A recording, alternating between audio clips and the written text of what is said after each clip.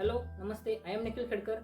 A warm welcome to Smart Solutions, where we mold and strengthen youth for academic and national prosperity.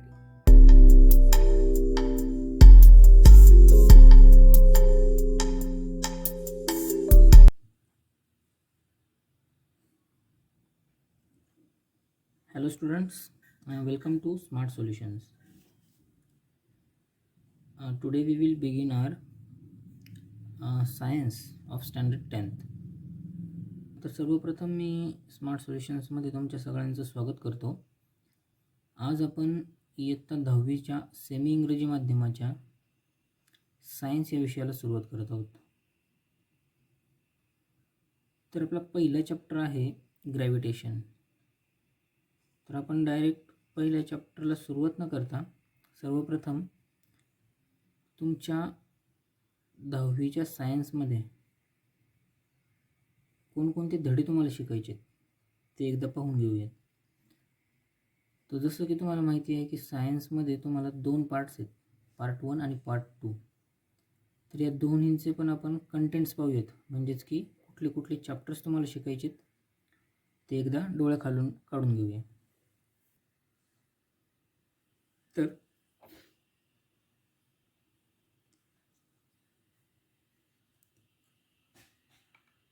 शक्यतो मी मध्ये मध्ये इंग्रजीमध्ये बोलण्याचा प्रयत्न करेल किंवा बोलेल.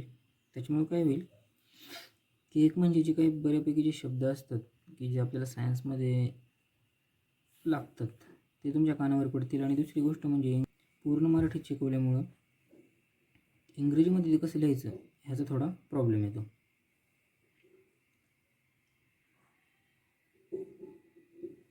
तर आपला पहिलं चॅप्टर आहे ग्रॅव्हिटेशन पार्ट 1 मध्ये. सेकंड चॅप्टर आहे पिरियोडिक क्लासिफिकेशन ऑफ एलिमेंट्स. आर third chapter is chemical reactions and equations.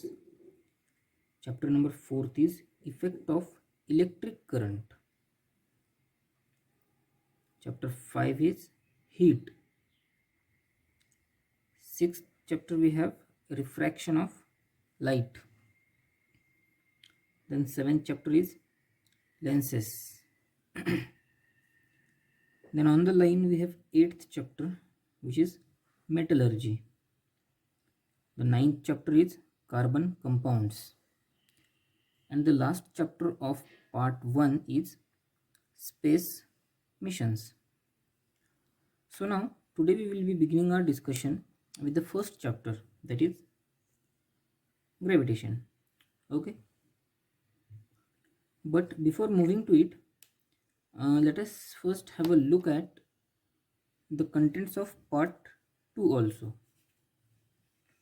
तर आता कंटेंट फॉर पार्ट 1 पाहिल्यानंतर आपण कंटेंट फॉर पार्ट 2 वरती एक नजर टाकूयात.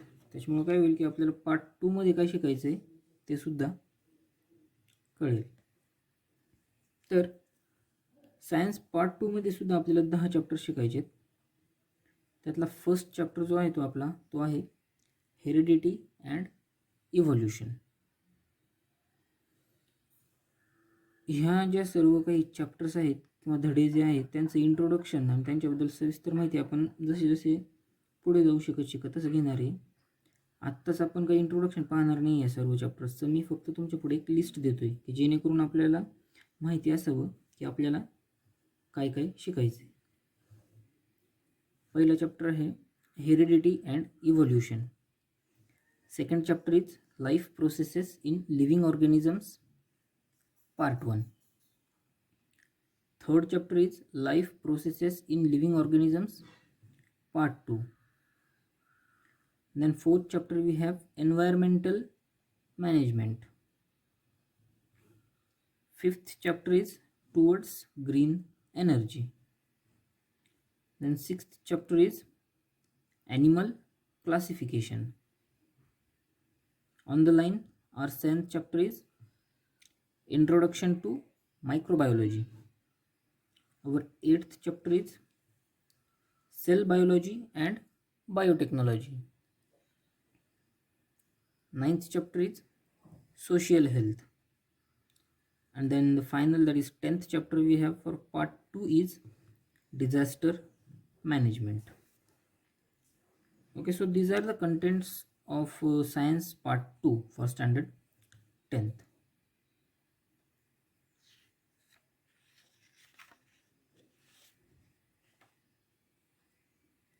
तर आता हे दोन्ही पण कंटेंट्स पार्ट 1 आणि पार्ट 2 चे पाहिल्यानंतर आज आपण आता ग्रॅव्हिटेशन जो आपला part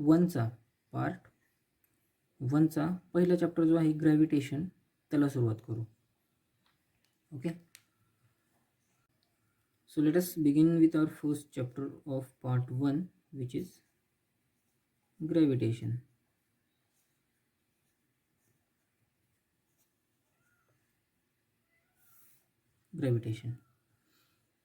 Okay, so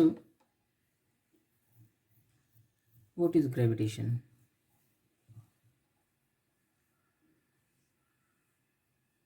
In order to understand gravitation, let us first look at an example.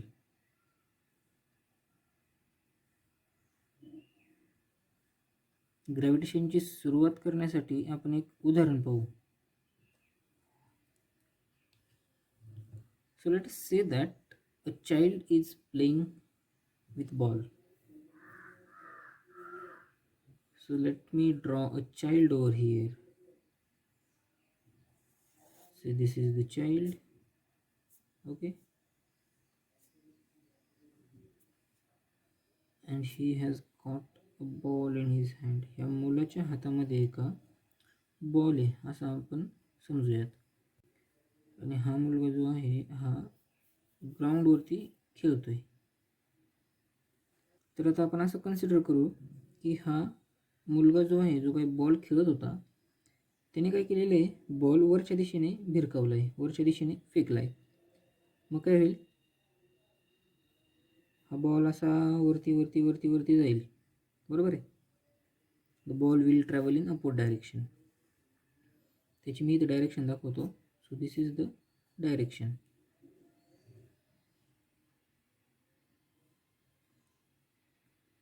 तर ज्यावेळेस हा मुलगा हा बॉल वरती फेकेल तर काय होणार आहे, तुम्हाला असं वाटतं का की हा बॉल जो त्याने वरती फेकलेला आहे तो कंटिन्युअसली वरतीच जाईल, म्हणजे तो कधी थांबणारच नाही. त्याची जी वर जाण्याचा जो तो मार्गक्रमण करतोय किंवा वर तो जो जातोय वरच्या दिशेने तर तो कंटिन्युअसली वरच जाईल, परत कधी त्याची दिशा चेंजच होणार नाही आहे. एकाच दिशेत तो प्रवास करणार आहे असं होणार आहे का, तर नाही. तर काय होईल की समजा त्याने वरती फेकलेला आहे तर तो एका ठराविक उंचीपर्यंत जाईल, बरोबर आहे.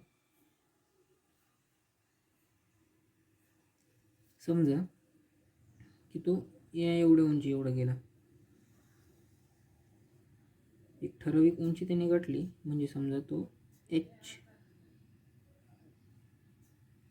ह्या हाईटपर्यंतच गेला, बरोबर आहे. पण असं का होईल, तर ह्या मुलाने वरती बॉल फेकण्यासाठी काहीतरी फोर्स यूज केलेला आहे. ओके, तो आपण इथे दाखवूयात की त्याने समजा वरती बॉल फेकण्यासाठी काहीतरी फोर्स यूज केलेला आहे, त्याला आपण एफ म्हणूयात. तर जोपर्यंत त्या बॉलवरती वरच्या दिशेने फोर्स ॲक्ट होईल तोपर्यंत काय होणार आहे, बॉल वरती ट्रॅव्हल करणार आहे. आणि तो बॉल वरती ज्यावेळेस ट्रॅव्हल करेल तर इथं त्याच्याकडे काहीतरी एनर्जी आहे. तर ती एनर्जी वरती ज्यावेळेस तो बॉल ट्रॅव्हल करेल ती कन्व्हर्ट होणार आहे एका फॉर्ममधून दुसऱ्या फॉर्ममध्ये. इथनं तो स्पीडने फेकणार आहे पण वरती जात जात त्याचं स्पीड कमी होणार आहे. म्हणजेच आपण म्हणू शकतो की एका पॉईंटला, समजा ह्या पॉईंटला आपण असं म्हणू की बॉल आलेला आहे फायनली आपला, तर ह्या पॉईंटला काय होणार आहे, त्याची जी काही व्हेलोसिटी आहे ती 0 होणार आहे, बरोबर आहे. तर तो ज्यावेळेस वरती जात असतो आणि ज्या पॉईंटला त्याची डायरेक्शन चेंज होते, म्हणजे आता हा वरती चालला होता तरी जाऊन काय होणार आहे, तो ऑब्वियसली खाली पडणार आहे. तर तू जी एक लेवल गाठतो ना तर त्या तिथे बॉल थोडा स्टेबल होतो, म्हणजे त्याची व्हेलोसिटी 0 असते, तो स्थिर असतो तिथं. आणि त्याच्यानंतर परत काय होतं की तो खाली पडायला सुरुवात होते, बरोबर आहे. हा बॉल काय होतं, खाली पडायला सुरुवात होईल. म्हणजेच काय होईल, तो पृथ्वीच्या दिशेने परत खाली पडेल. आणि काय होईल, समजा त्याची पोझिशन आता इथं आलेली आहे. तर आता ज्यावेळेस आपण बॉलवरती फेकला होता, ह्या विद्यार्थ्याने किंवा ह्या मुलाने ज्यावेळेस बॉलवरती फेकला होता त्यावेळेस त्याने काहीतरी फोर्स अप्लाय केला होता. कारण तुम्हाला सगळ्यांना माहिती आहे की for the motion of any object force is required. किंवा न्यूटनचा नियम काय सांगतो, तर every body continues in the state of rest or in the state of motion unless and until it is acted upon a force and which is equal to F is equal to mass into acceleration. बरोबर आहे. तर इथं आधी ह्या मुलाच्या हातात ball stable होता किंवा समजा रेस्टमध्ये होता, म्हणजे हालचाल नव्हता करत तो बॉल, रेस्टमध्ये होता. तर काय केलं होतं या मुलाने, त्याला फोर्स अप्लाय करून त्याची दिशा किंवा त्याची गती चेंज केली होती. तो वरच्या दिशेने फेकला होता, त्याच्यामुळे तो काहीतरी वेलोसिटीने वरती ट्रॅव्हल करत होता. तो एका स्पेसिफिक पॉईंटपर्यंतच वरती ट्रॅव्हल केलं त्याने. त्याच्यानंतर त्याची गती जी होती ती 0 झाली. ही गती 0 का झाली ते आपण पाहणार आहे. पण समजा ह्या पॉईंटला त्याची गती 0 झाली, ह्या पॉईंटपर्यंत तो वरती ट्रॅव्हल करत होता, पण ह्या पॉईंटनंतर काय होणार आहे, तो आता खालच्या दिशेने ट्रॅव्हल करणार आहे. ओके, तर ह्याच्यावरून आपल्याला काय कळलं की कुठल्याही मोशनसाठी किंवा कुठल्याही मूव्हमेंटसाठी एक फोर्स लागतो की जो F आहे. ओके, तर ही गोष्ट आपण इथं कुठेतरी लिहून ठेवू बरं का, म्हणजे तुमच्या लक्षात राहील की for any motion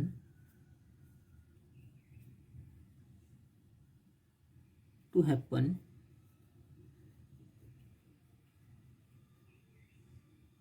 force is required.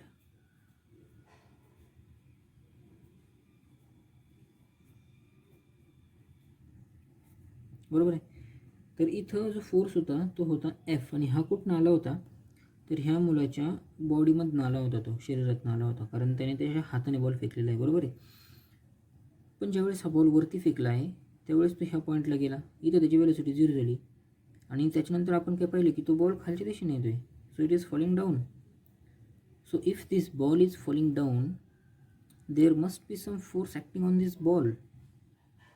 Okay, because this is what we know, that for any motion to happen force is required. Upward, for ball to move upward, this was the force, but now when ball is moving downwards there must be some other force. Okay, so for upward motion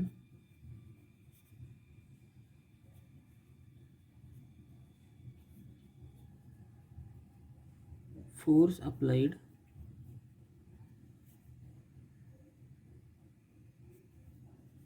by child for upward motion force applied by child on ball is, say, F.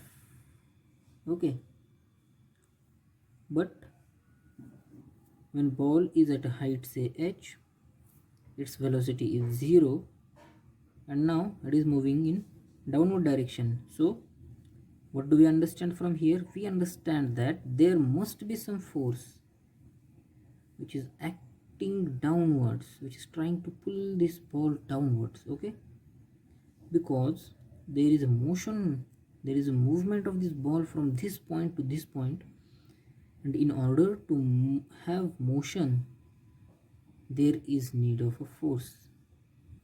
म्हणजे एका पॉईंटपासून दुसऱ्या पॉईंटपर्यंत जेव्हा एखादा object move होतो तर त्या ती मूव्हमेंट कशामुळे येते, तर तिथं जो काही आपण फोर्स अप्लाय केलेला आहे किंवा तिथे जो काही फोर्स ॲक्ट होतो त्याच्यामुळे होता. तर ह्या पॉईंटला जास्तपर्यंत फोर्स वरच्या दिशेने होता हा, पण इथून तो ज्यावेळेस खाली पडतो ह्याचा अर्थ काय की ह्याच्यावरती कुठला तरी एक फोर्स खालच्या दिशेने ॲक्ट होतोय. Okay, so now when ball is moving in downward direction,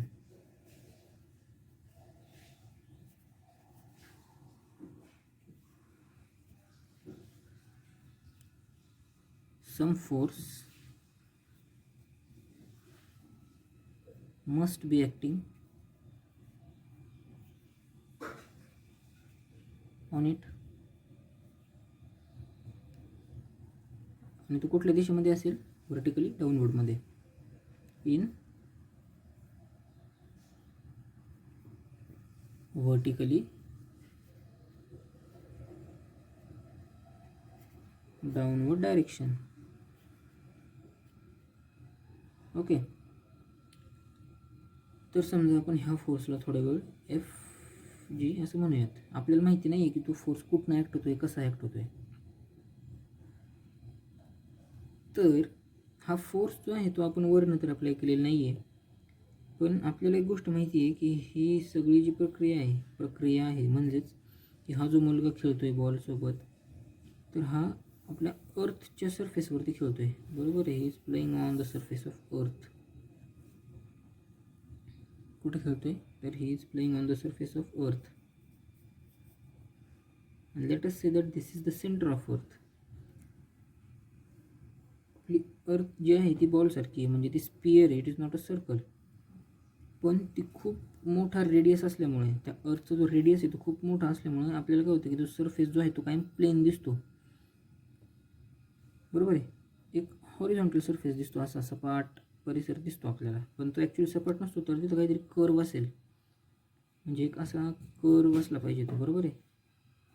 but due to very big radius it is observe to be flat. आणि हा जो आहे हा आपला आहे सरफेस ऑफ अर्थ, आणि हा जो आहे हा आहे सेंटर ऑफ अर्थ. ओके. तर इथे जर आपण आता पाहिलं तर हा बॉल जो आहे खालच्या दिशेने ओढला जातो आहे, आणि हा अर्थ जो आहे त्याला आपण एक ऑब्जेक्ट म्हणू. काय म्हणू, ऑब्जेक्ट. ह्याला समजा ऑब्जेक्ट 1 म्हटलं, तर आपला जो बॉल होता बॉल, तर त्याला आपण ऑब्जेक्ट 2 म्हणू. तर इथं आता काय होतं की ऑब्जेक्ट 1 आणि ऑब्जेक्ट 2 ह्यांच्यामध्ये काही अंतर आहे. त्यांच्या सेंटर टू सेंटर, म्हणजे ह्याचा हा सेंटर झाला ऑब्जेक्ट 1चा म्हणजे पृथ्वीचा, आणि ऑब्जेक्ट 2 म्हणजे आपल्या बॉलचा हा सेंटर झाला. तर ह्या दोन सेंटर्समध्ये काहीतरी अंतर आहे, आणि हे दोघं एकमेकांपासून लांब आहे, बरोबर. तर अशा वेळेस काय होतं की कुठलाही ऑब्जेक्ट, म्हणजे समजा पृथ्वी जर घेतली आपण, तर ते काय करतं की कुठल्याही दुसऱ्या ऑब्जेक्टवरती एक फोर्स अप्लाय करतं,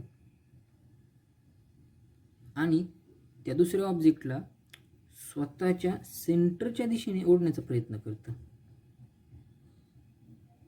ओके.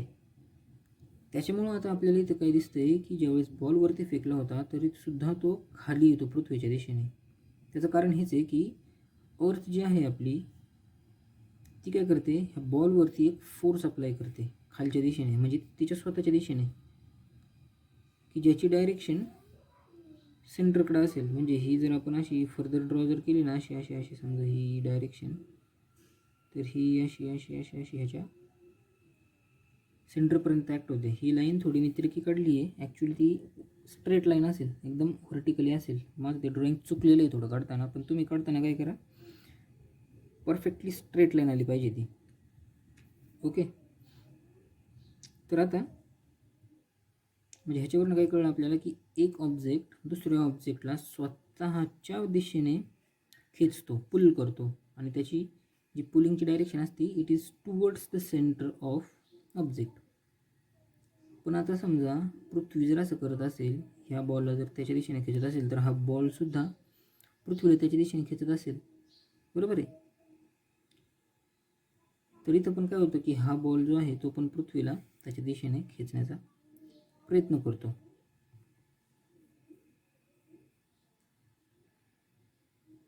तर हे आपण थोडं डिटेल्समध्ये पाहणार आहे. तर अर्थ ज्या फोर्सने बॉलला त्याच्या सेंटरकडे खेचते, त्यालाच म्हणतात ग्रॅव्हिटेशनल फोर्स.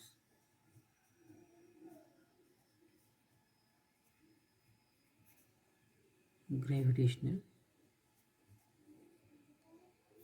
फोर्स. ओके, तर एकदा परत पाहू आपण ग्रॅव्हिटेशनल फोर्स म्हणजे काय. So whenever an object is thrown vertically upwards towards the sky, बॉलला आपण व्हर्टिकली अपवर्ड्स येत असेल म्हणून.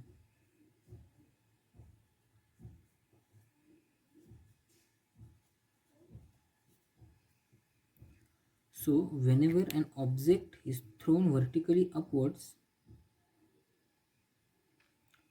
with a force say F, it will reach to certain height. It will not continue its motion up to infinity. It will not continue its motion up to infinity. It will reach at some height where its velocity will be 0. And when its velocity is 0, it becomes rest, or its motion become rest at this point. So now it is at rest. It doesn't move in either vertical direction or in horizontal direction. It is at rest, but for a very small period of time. So now when its velocity is rest, as we know that Earth is a very big mass and it is trying to pull this ball towards itwards. So does it mean that when ball was moving upwards, there was no gravitational force acting on it? No, it was acting. And because of this gravitational force only, its velocity has decreased and finally became 0. So at this point, when the velocity has become 0, there is only one force acting on the ball, and that is gravitation, and which is vertically downwards. So what will this force do? This force will try to pull this ball downwards towards the center of Earth, and so the ball falls down and it returns back onto the surface of Earth. Okay, so what we have understood from here is that any object, say Earth or say ball, what they will do, they will try to pull another object. Means Earth will try to pull ball and ball will try to pull Earth towards their centers, and the force with which these objects try to attract another object towards themselves is known as gravitational force. Okay, so before writing the definition of gravitational force, let us take some more examples. तर gravitational force आता तुम्हाला कळलेला आहे काय असतो. तर एखाद्या ऑब्जेक्टची capacity किंवा क्षमता दुसऱ्या ऑब्जेक्टला स्वतःकडे खेचण्याची, आणि ती जी काही क्षमता आहे की ज्याला आपण फोर्स म्हणतो दुसऱ्या ऑब्जेक्टला स्वतःकडे खेचण्याची, तर त्यालाच आपण ग्रॅव्हिटेशनल फोर्स म्हणतो. म्हणजे ह्या केसमध्ये काय होईल, अर्थ ही बॉलला स्वतःकडे खेचण्याचा प्रयत्न करेल Fg या फोर्सने. सिमिलरली बॉल अर्थला स्वतःकडे खेचण्याचा प्रयत्न करेल काहीतरी फोर्सने, आणि तो जो काही अट्रॅक्टिव्ह फोर्स असेल त्याला आपण ग्रॅव्हिटेशनल फोर्स म्हणतो. Okay, so now let us look at some more example. So let us say this is our bus.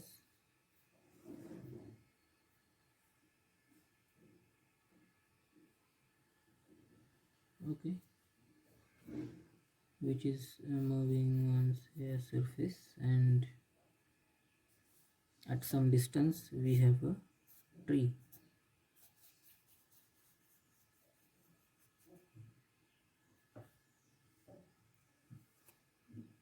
So what will happen, let us say that this is the center of mass of this bus and this is the center of mass of this tree. So what will happen, this tree will try to pull this bus. Let me write that this is the bus and this is a tree. So what will happen, this tree will try to pull this bus towards itself in this direction. Okay, काय होणार आहे की ह्या बसला हे झाड स्वतःकडे ओढण्याचा प्रयत्न करणार आहे आणि ही बस ह्या झाडाला स्वतःकडे ओढण्याचा प्रयत्न करणार आहे या अशा दिशेमध्ये. आणि हा जो काही फोर्स जो आहे तो ॲक्ट कुठं होईल, ह्याच्या सेंटरला. समजा ह्याचा सेंटर इथं आहे ट्रीचा. ओके, तर ह्याच्यातवरून आपल्याला काय कळतं आहे की कुठलेही दोन ऑब्जेक्ट्स जे असतील ते एकमेकांवरती अट्रॅक्टिव्ह फोर्स अप्लाय करतात. हे आपलं एक्झाम्पल होतं से एक. त्याच्यानंतर अजून एक एक्झाम्पल घेऊ आपण, एक्झाम्पल नंबर 2. की समजा आपली हे अर्थ आहे आता. ओके, दिस इज अवर अर्थ. हा मून आहे, मून आहे, ही अर्थ आहे. तर मून काय करतो, अर्थभोवती फिरतो, चक्कर मारतो, रिव्हॉल्व करतो. ओके, सिमिलरली आपण अजून एखादा प्लॅनेट कन्सिडर करू, mercury. So let us say that this is mercury, की जो काही अंतरावरती आहे पृथ्वीपासून. त्याच्यानंतर आपण एक खूप लांबचा म्हणजे प्लुटो, की जो आत्ता आपल्या सोलर सिस्टीममध्ये नाही आहे, पूर्वी होता, तो प्लॅनेट कन्सिडर करू, प्लुटो. तरी तर काय होणार आहे की अर्थचा हा सेंटर आहे, हा मूनचा सेंटर आहे समजा, हा मर्क्युरीचा सेंटर आहे आणि हा प्लुटोचा सेंटर आहे. आणि हे सगळं कुठं आहे, तर हे सगळं जे आहे हे एका स्पेसमध्ये म्हणजे अंतराळात आहे. आणि स्पेस किंवा स्काय आपण त्याला म्हणू, ह्याला अंत नाही आहे, म्हणजे ते अनंत आहे, म्हणून त्याला आपण इन्फिनिटी म्हणू शकतो. आणि हे सगळं जे आहे ते स्पेसमध्ये काय होतं, फक्त तरंगल्यासारखं आहे प्रत्येक ग्रह आपला. ओके, तर आता काय होणार इथं की हे जे काही अर्थ आहे, तर आपल्याला आता माहिती आहे की कुठलेही दोन ऑब्जेक्ट जर असतील तर ते एकमेकांना स्वतःकडे खेचण्याचा प्रयत्न करतात. तर अर्थ जी आहे ती आता मूनला स्वतःकडे खेचेल काही फोर्सने, त्याला आपण म्हणू फोर्स ऑन मून. ह्या फोर्सने खेचते ती. सिमिलरली अर्थ काय करेल, मर्क्युरीला स्वतःकडे खेचण्याचा प्रयत्न करेल काहीतरी फोर्सने, त्याला आपण म्हणू FME म्हणू. सिमिलरली अर्थ काय करणार आहे, परत हा जो काही ऑब्जेक्ट आहे प्लुटो, ह्याला पण स्वतःकडे खेचण्याचा प्रयत्न करेल आणि तो फोर्स आहे समजा FP. आता अर्थ तर ह्या सर्वांना, ह्या तिन्ही पण ऑब्जेक्ट्सला, ऑब्जेक्ट नंबर 1 जो मून होता, सेकंड जो मर्क्युरी होता, तिसरा जो प्लुटो होता, सो ह्यांना स्वतःकडे खेचण्याचा प्रयत्न करते. पण त्याच वेळेस काय होणार आहे, हे ऑब्जेक्ट्स पण जे आहेत ते पण अर्थला स्वतःकडे खेचण्याचा प्रयत्न करतील. म्हणजेच काय होईल की मून जो आहे तो अर्थला स्वतःकडे खेचण्याचा प्रयत्न करेल. ओके, आणि समजा त्या फोर्सला आपण म्हणू की FEM,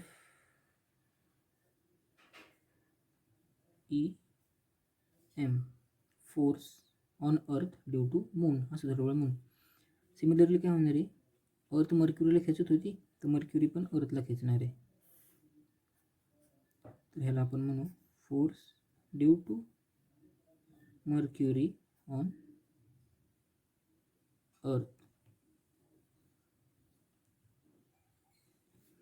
आणि तिसरा प्लुटो, तर प्लुटो हा अर्थ ही प्लुटोला खेचत होती, तर प्लुटोसुद्धा अर्थला खेचणार आहे. ओके, तर ह्याची ऑलमोस्ट डायरेक्शन तीच राहील असं आपण कन्सिडर करू ही. ह्याला असं म्हणू की force on Earth due to Pluto असं म्हणूयात. हे नावं जे दिले ते आपण तात्पुरते दिलेले आहेत, ते थोडंफार इकडे तिकडे झाले तरी दॅट डझंट मॅटर. आपल्याला इथे समजून काय घ्यायचं आहे की कुठलाही ऑब्जेक्ट जर असेल तो कुठल्याही दुसऱ्या ऑब्जेक्टला स्वतःकडे खेचतो. ओके,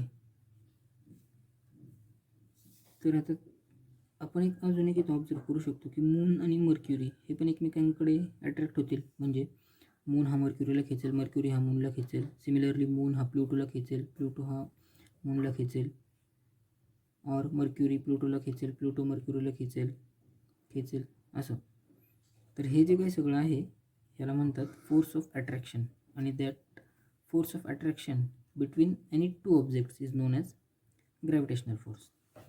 आणि हे कुठं ॲक्ट होते, आपण म्हटलं होतं की हे पूर्ण युनिवर्समध्ये ॲक्ट होते, म्हणजे पूर्ण स्पेसमध्ये ॲक्ट होते. हे एक्झाम्पल्सवरून आपल्याला ग्रॅव्हिटेशनल फोर्स काय ते कळलेलं आहे. So now let us write the definition of gravitational force.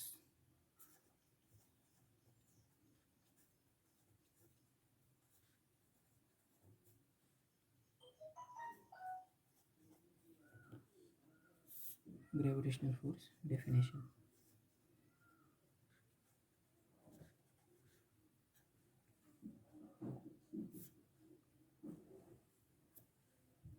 So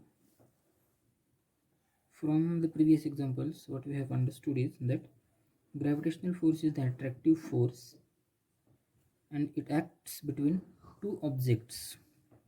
Okay, so let us look once again key. What is gravitational force? Gravitational force is the force of attraction acting between two objects, and it is a universal force because it acts on every object in the universe. So let us write it down. The force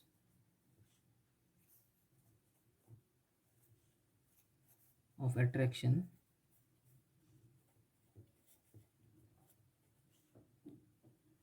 between any two objects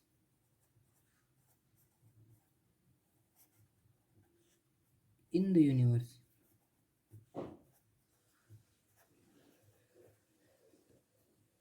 is called as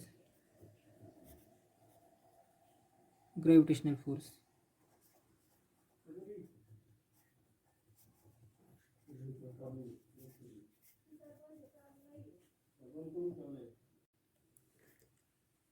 So now let us look at the properties of gravitational force. Okay.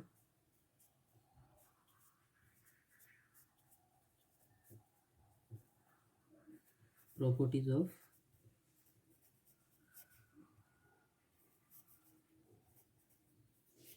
gravitational force. So what we have observed is that gravitational force is an attractive force. Okay. So gravitational force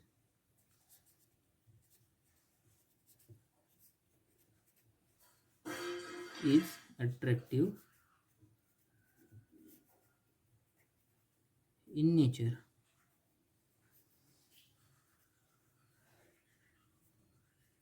त्याच्यानंतर second property काय आहे की it acts towards the centre. कुठल्याही ऑब्जेक्टच्या सेंटरकडे तो act होतो.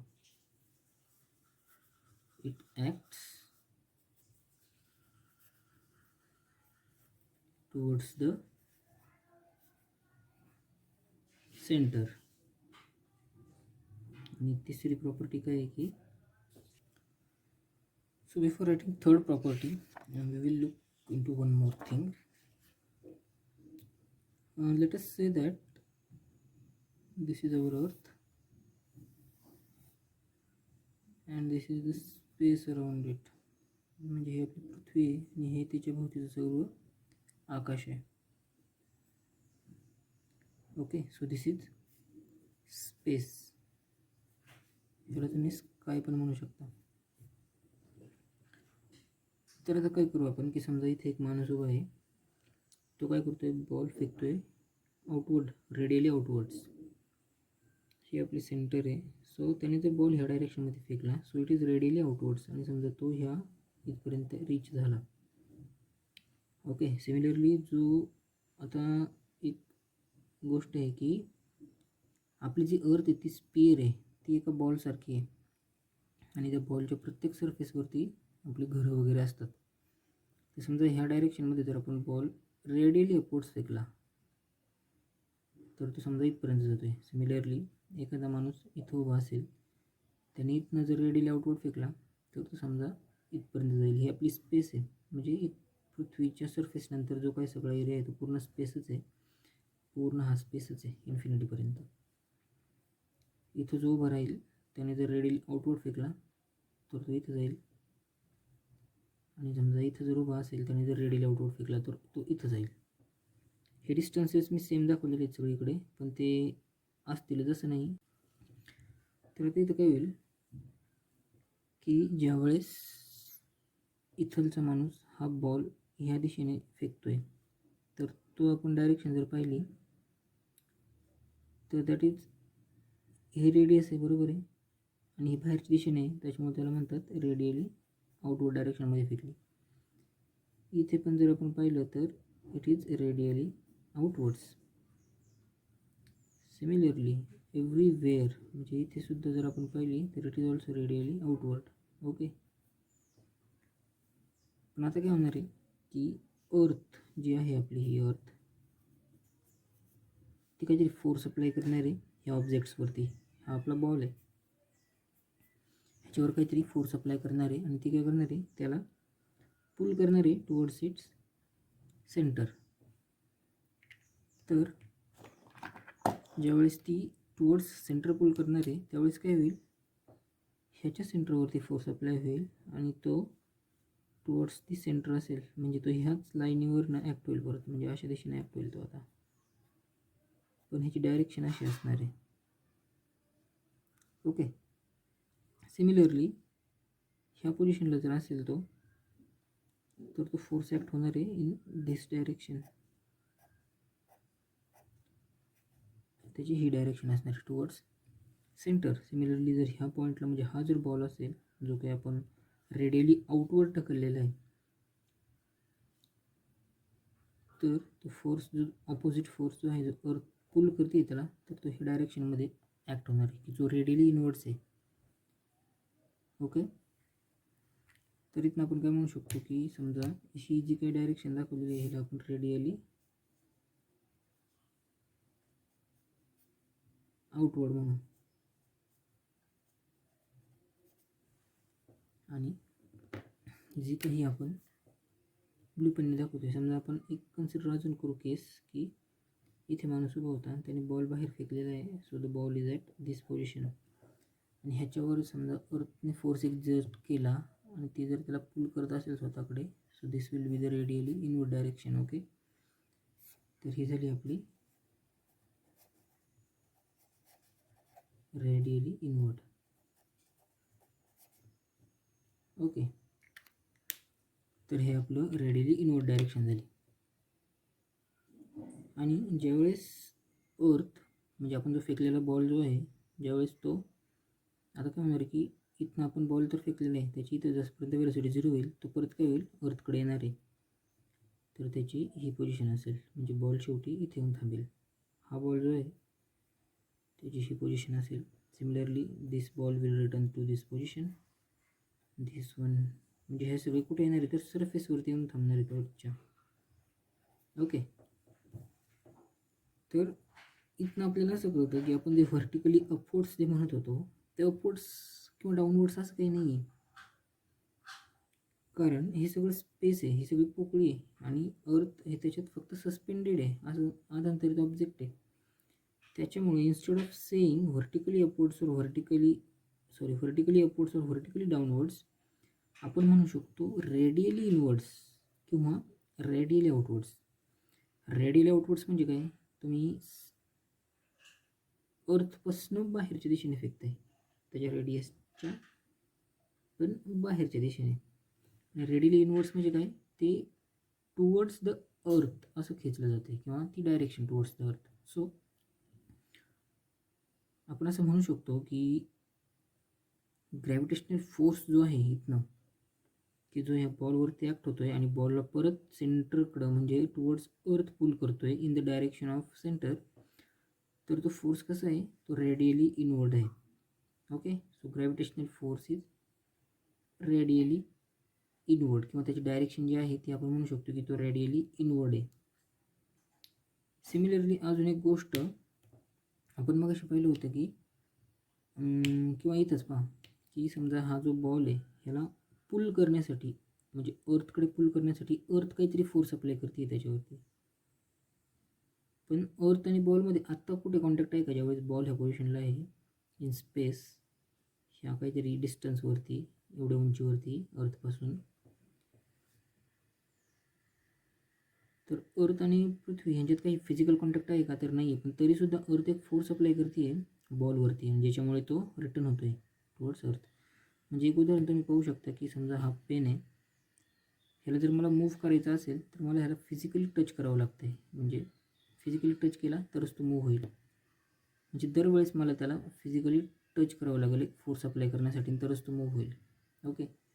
पण इथं काय होतं आहे की अर्थ आणि बॉल ह्यांच्यामध्ये अंतर आहे किंवा अर्थ आणि समजा आता आपण इथं मून कन्सिडर करू, moon,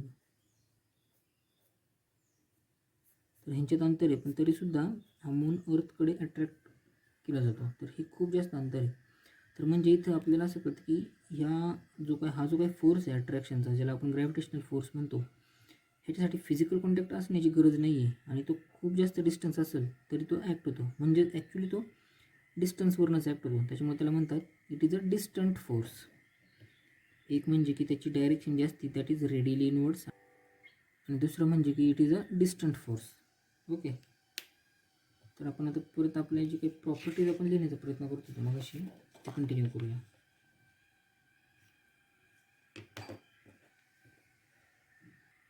okay. So it acts towards the centre. It म्हणजे gravitational force acts towards the centre और radially inwards.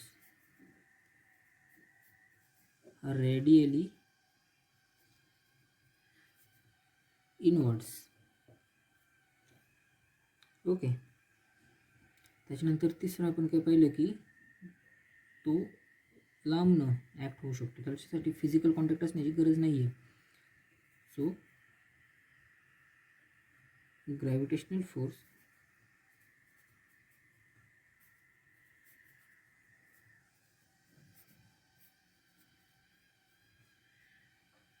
is a distant force.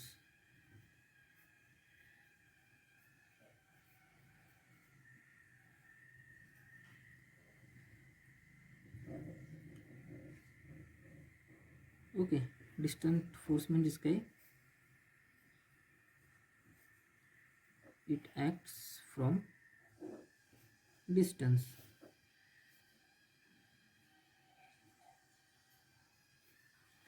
Okay. तर ह्या 3 प्रॉपर्टीज होत्या ग्रॅव्हिटेशनल फोर्सच्या. तर आज आपण ग्रॅव्हिटेशनल फोर्स काय आहे, तो कसा ॲक्ट होतो हे पाहिलेलं आहे. तर आज आपण इथेच थांबूयात. पुढच्या लेक्चरमध्ये आपण केपलर्स लॉ, त्याच्यानंतर सेंट्रिफ्युगल फोर्स काय असतो हे पाहूयात. So thank you.